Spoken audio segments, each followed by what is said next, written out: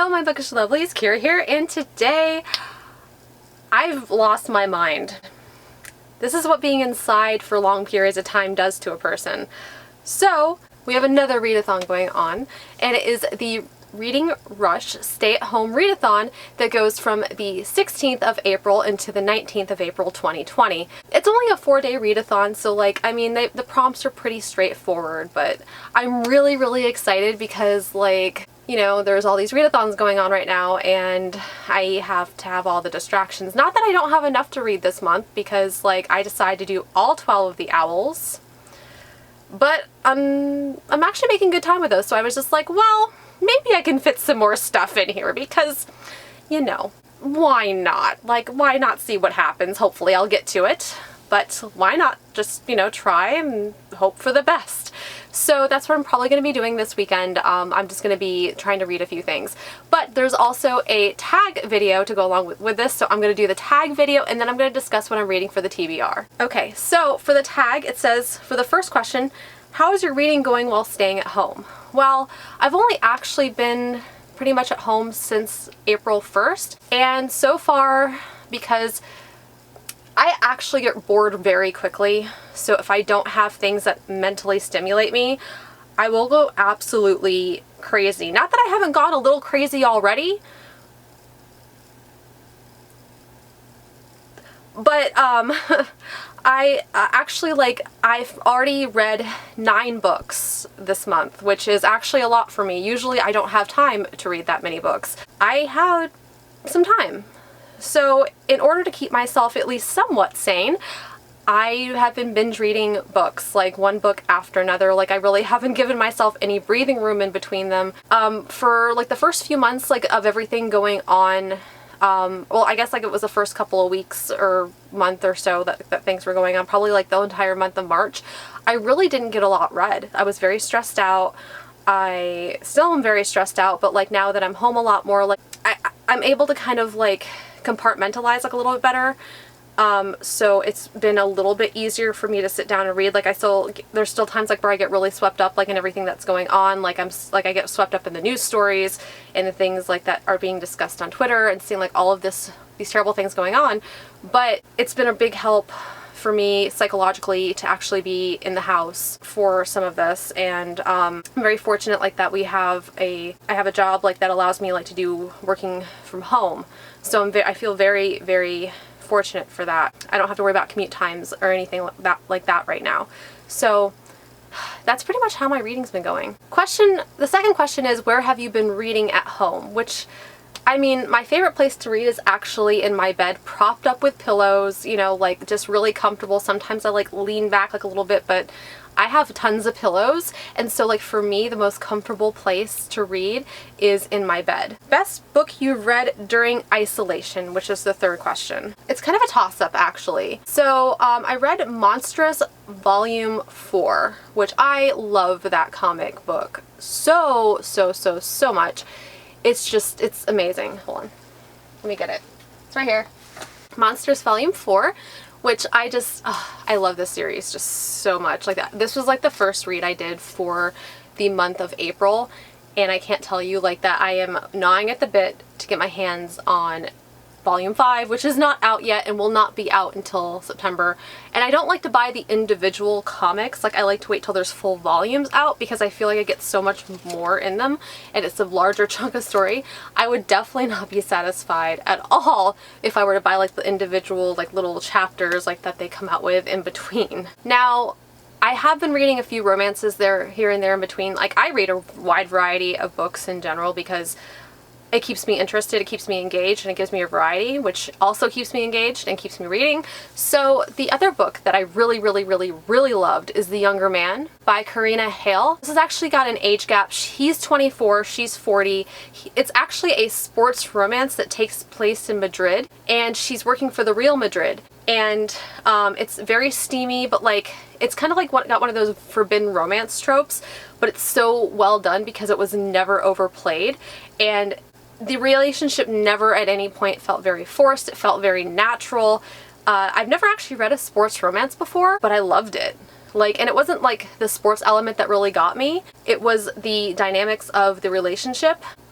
between the two love interests, and it was just, I loved it so much. So if you guys are looking for a really good romance and you don't mind an age gap between a older woman and a younger man, which honestly, like, I wasn't sure going into it how I was going to feel about that, but after I got into it, like, it didn't make any difference at all, like, with anything that was going on, because everything just felt so natural, like, that it hardly was a factor for me. And the next question is, what's your favorite feel-good book? So, I don't really have a lot of books like that I reread. Sometimes, like, I'll tab them and I'll go back and I'll reread certain sections that really make me feel good.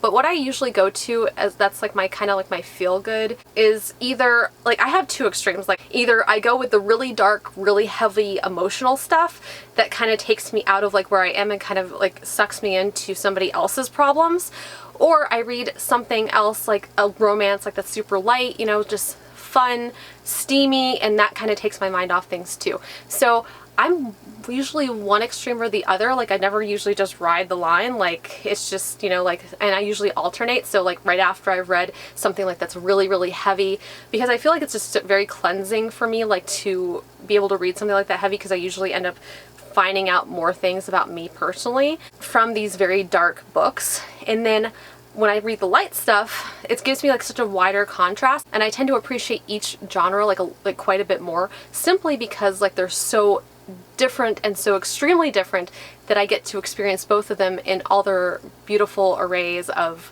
colors, like that I feel, you know, experiencing both of them. The next question is, book you wish you could buy or borrow from your library.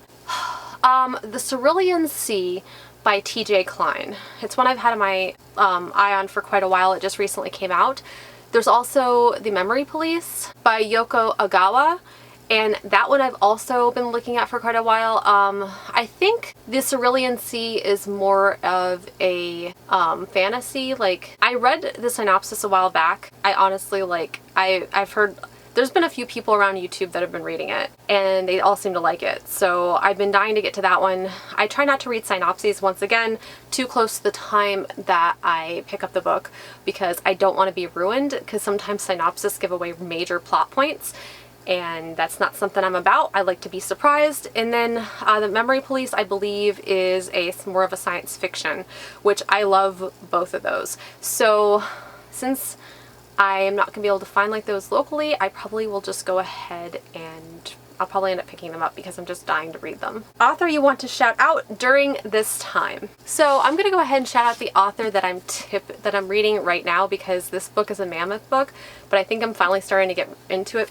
It's the Joe Abercrombie, The Blade Itself, which I'm really enjoying. I am about 200 pages in this. I am actually reading this for my owls right now, and it's taking some time to get into. Like, there's not really much of a plot in this, but I did read his other series, the Half a King series. That was the very first series that I started out with, because I was told that this is a better series, and I'm always about working my way up, like, to an author's better works. Like, I never want to start out like with the best thing they've written. I want to see like how they've kind of evolved from the first thing that they wrote into some of the most recent stuff. And so far, Joe Abercrombie's like really amazing, like with gray characters, and I absolutely love gray characters, because I just feel like they are just so much more three-dimensional, and I love that about characters. He's got really good character development going on in this book.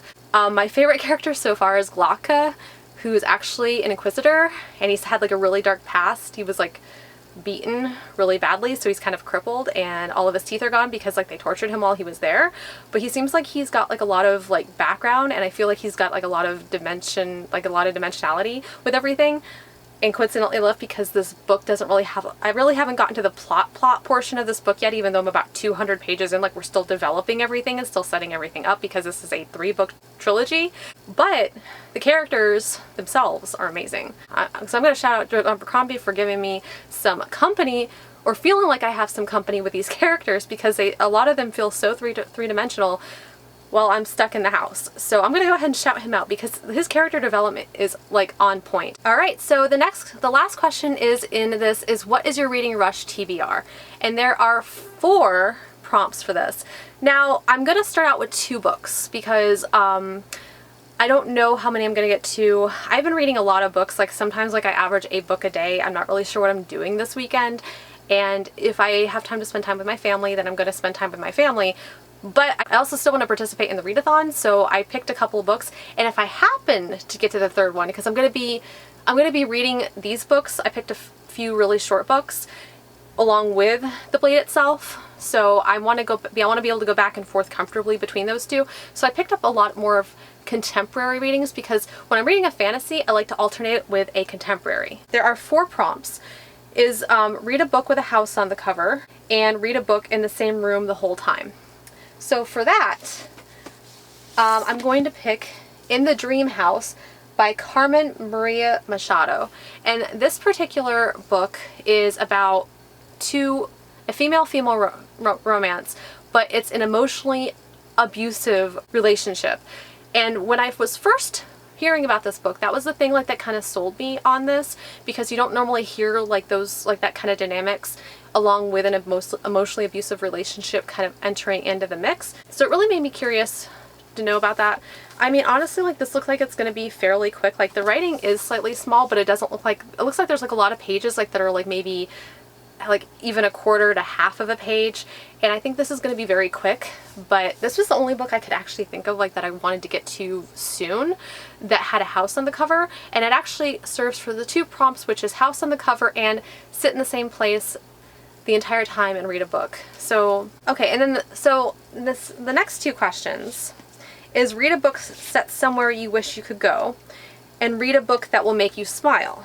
So everybody's talking about this book right now. It's Beach Reads, and it's between 2 authors who write different genres, and they kind of get into it emotionally, and I guess like there's some hate to love in this, and they are complete opposites, and it's romance. And everybody that has read this so far has really enjoyed this. I think this is probably like the new adult romance like that is kind of going around like that everybody's talking about, and I just got it in my book of the month this month, and I'm really excited because I've been reading a lot of heavier things like the last few reads that I've had, so I kind of wanted to lighten up with something like this. If I finish this book, then I'm going to read Untamed by Glennon Doyle. This is also a fairly new release, and this is going to cover read a book that will make you smile. Otherwise, I'm going to have like them doubling up on the prompts.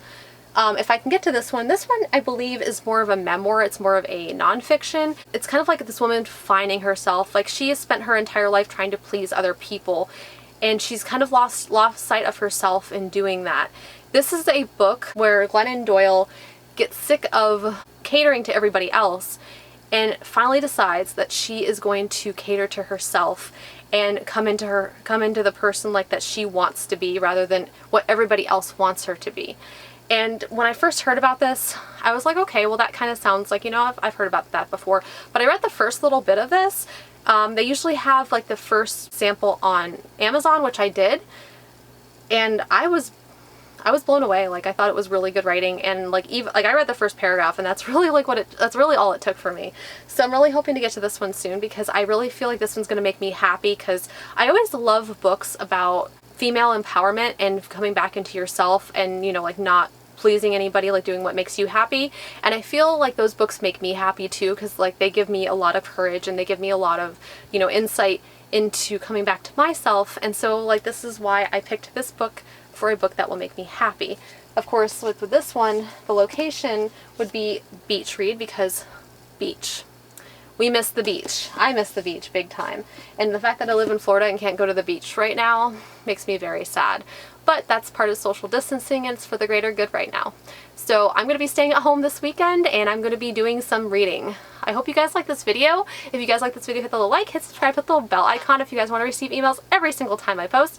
I'm on Instagram, Amazon, Goodreads, and Twitter. Those links are linked in the description below, and I will see you guys again very soon.